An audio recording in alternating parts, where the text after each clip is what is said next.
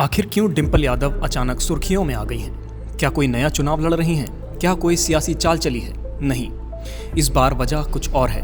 एक मस्जिद और मौलाना से जुड़ा विवाद। जी हाँ, वजह बनी एक तस्वीर, एक धार्मिक स्थल और उस पर आया एक बयान। समाजवादी पार्टी के एक कार्यक्रम के दौरान डिंपल यादव एक मस्जिद गईं, सिर ढके बिना, और बस यही बात एक मौलाना को अखर गई। एक टीवी डिबेट में मौलाना साजिद रशीदी ने डिंपल की मौजूदगी को लेकर आपत्तिजनक टिप्पणी कर दी। देखते ही देखते विवाद गर्मा गया और संसद से लेकर सोशल मीडिया तक बहस शुरू हो गई। लेकिन सवाल ये है कि क्या ये सिर्फ एक धार्मिक बहस है या एक सुनियोजित राजनीतिक मोड़? धर्म का मंच हो या राजनीति की रिंग, जब जुबान फिसलती है तो आग लगना तय है।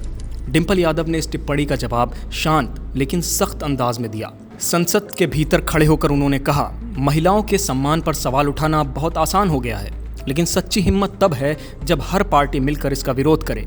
उनका ये बयान कई लोगों को सटीक और प्रगतिशील लगा, लेकिन राजनीति के जानकारों की नज़र में ये एक बड़ा पॉलिटिकल मूव था। लंबे समय से शांत छवि वाली डिंपल ने एक भावनात्मक मुद्दा उठाकर खुद को एक सामाजिक सजग नेता के तौर पर पेश किया। बिल्कुल उस समय जब 2027 के यूपी विधानसभा और उसके बाद 2029 लोकसभा चुनावों की तैयारियां जोर पकड़ने लगी हैं। एक तस्वीर, एक बयान और आग की तरह फैल गई बहस। क्या ये सियासत का नया रंग है या धर्म की आड़ में रची गई चाल?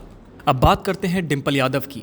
आखिर कौन है डिंपल यादव और उनके पॉलिटिकल करियर के बारे में? डिंपल यादव का जन्म 15 जनवरी 1978 को पुणे, महाराष्ट्र में हुआ था।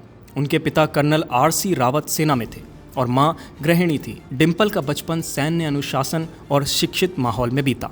उन्होंने लखनऊ विश्वविद्यालय से कॉमर्स में स्नातक की पढ़ाई की और यहीं उनकी मुलाकात हुई समाजवादी नेता मुलायम सिंह यादव के पुत्र अखिलेश यादव से। कॉलेज में पढ़ाई के दौरान ही दोनों का प्यार परवान चढ़ा, लेकिन ये रिश्ता मुलायम सिंह को शुरुआत में मंजूर नहीं था।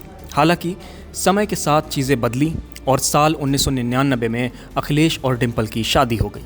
जिस रिश्ते को राजनीति ने रोका, वही रिश्ता अब राजनीति की दिशा तय कर रहा है। डिंपल यादव का राजनीति में प्रवेश कोई आसान यात्रा नहीं थी। साल 2009 में फिरोजाबाद से उपचुनाव में उन्हें मैदान में उतारा गया, लेकिन कांग्रेस के राज बब्बर ने उन्हें हरा दिया। ये हार डिंपल के लिए व्यक्तिगत और राजनीतिक दोनों स्तर पर झटका थी, लेकिन समाजवादी पार्टी ने हार नहीं मानी और 2012 में जब अखिलेश यादव मुख्यमंत्री बने, उन्होंने कन्नौज संसदीय सीट खाली कर दी और वहां से डिंपल यादव को फिर चुनावी मैदान में उतारा गया। इस बार नज़ारा बदला।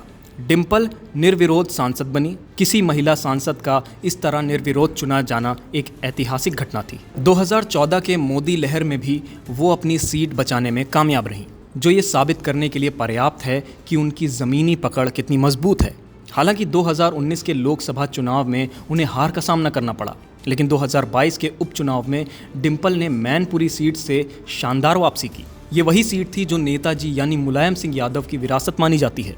यहाँ से जीत दर्ज कर उन्होंने साबित कर दिया कि वो सिर्फ पूर्व मुख्यमंत्री की पत्नी नहीं, बल्कि एक सक्षम नेता हैं। डिंपल यादव अब समाजवादी पार्टी की केवल बहू नहीं है, वो एक रणनीतिकार हैं और शायद भविष्य की किसी बड़ी राजनीतिक जिम्मेदारी की तैयारी में भी हैं।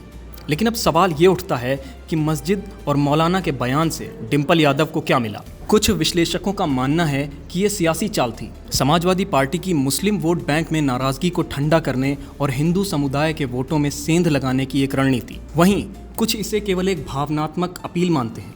पर जो भी हो, डिंपल अब सिर्फ बैकग्राउंड में रहने वाली नेता नहीं रहीं। वो सक्रिय हैं, प्रासंगिक हैं और एक मजबूत महिला नेतृत्व के तौर पर उभर रही हैं। कहते हैं राजनीति में चुप रहने वाले कभी कभी सबसे खतरनाक खिलाड़ी साबित होते हैं, और डिंपल यादव अब उसी लीग में जाती दिख रही हैं। अब शब्दों के इस युद्ध में कौन जीतेगा ये तो पता नहीं, लेकिन इतना तय है 2025 का रण सिर्फ वोट से नहीं, विवाद से भी तय होगा। इस पूरी घटना पर आपकी क्या राय है, हमें ज़रूर बताएं।